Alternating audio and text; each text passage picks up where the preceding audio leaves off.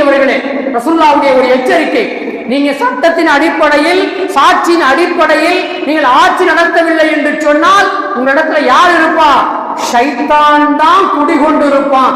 அப்படின்னா நீங்க யாருங்க?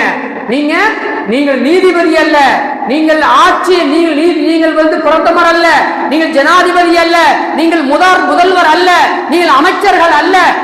அநீதி என்ற ஒன்று உங்களிடத்தில் வந்துவிடும் என்று சொன்னால் நீங்கள் ஷைத்தான்கள், நீங்கள் இப்லீஸ்கள். நான் சொல்லல, ரசூலுல்லாஹி ஸல்லல்லாஹு அலைஹி வஸல்லம் அவர்கள் சொல்லி இருக்கிறாங்க.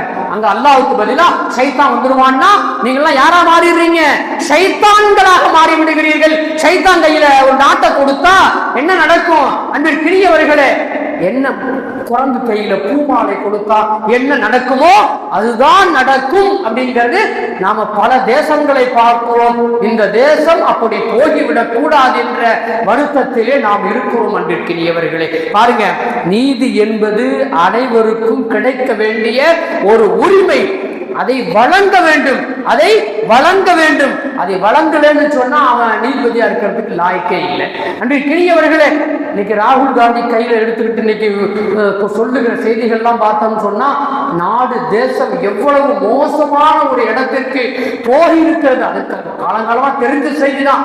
ராகுல் காந்தி இப்பதான் கொஞ்சம் விழிச்சிருக்கிறாரோ அப்படிங்கிற மாதிரி நம்ம நினைக்க வேண்டி இருக்கிறது. அல்லது இதுக்கு மேலையும் விட்டா இந்த தேசம் எங்க போயிடுமோ அப்படின்னு பயந்து இன்னைக்கு புறப்பட்டு விட்டாரோ அப்படிங்கிற எண்ணங்கள், ஓட்டங்கள் நம்முடைய உள்ளங்களிலே ஓடிக்கொண்டிருக்கிற அன்பிற்கினியவர்களே.